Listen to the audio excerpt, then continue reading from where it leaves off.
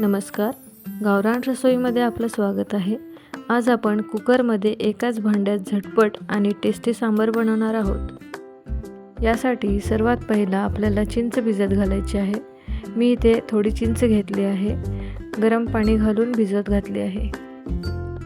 यानंतर 2 शेवग्याच्या शेंगा कट करून घेतल्या आहेत। या आपण सेपरेट शिजवत ठेवायच्या आहेत। यामध्ये थोडंसं मीठ घालायचं आहे। शेवग्याच्या शेंगा एका बाजूला उकडत राहतील। आता गॅसवर एक 5 लिटरचा कुकर घेऊया। आता कुकरमध्ये 4 मोठे चमचे तेल घातले।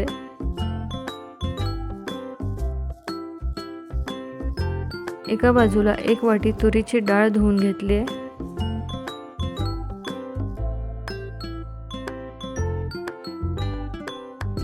तुरीची डाळ धुवून झालेली आहे। आता तेलही गरम झालेलं आहे।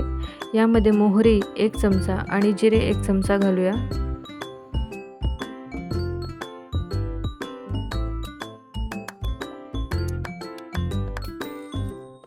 आता कढीपत्ता घालूया। कढीपत्त्याचं प्रमाण जरा जास्त घालायचं।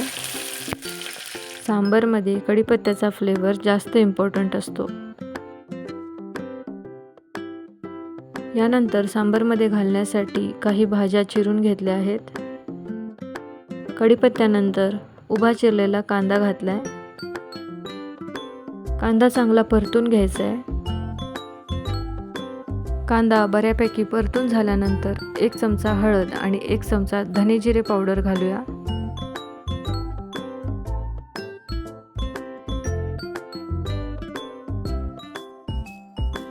मी इथे थोडा लसूण कुटून घेतला होता, तो घालूया। आता यामध्ये चिरलेला टोमॅटो घालूया।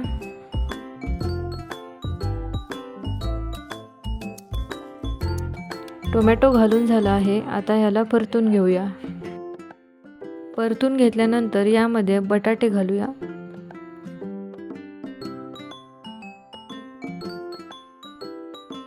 बटाट्यानंतर काशी भोपळा कट करून घेतला आहे, तो घालूया।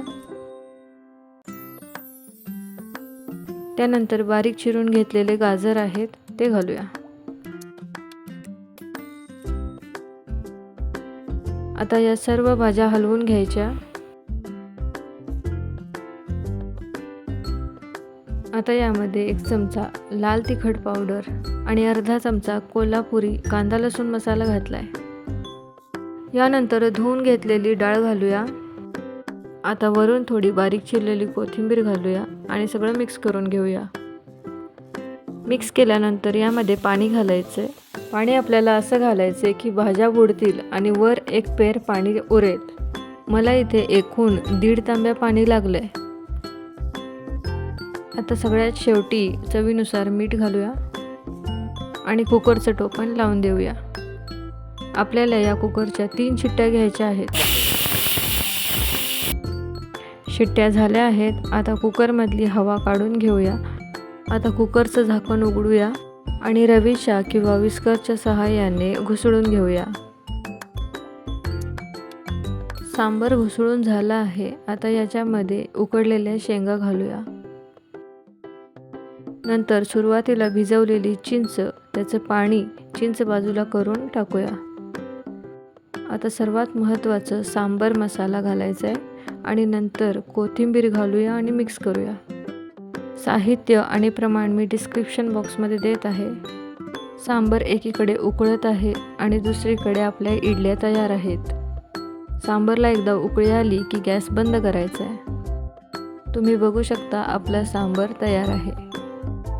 हा सांबार एकाच भांड्यात किंवा एकाच कुकरमध्ये बनला आहे, त्यामुळे याला 1 पॉट सांबार म्हटलंय। चला आता गरमागरम सर्व करूया। प्लेटमध्ये मस्त गरम गरम इडल्या आणि त्यावर सांबार। अशाच सोप्या आणि टेस्टी रेसिपीजसाठी गावरान रसोईला लाईक करा, शेअर करा आणि सबस्क्राईब करा।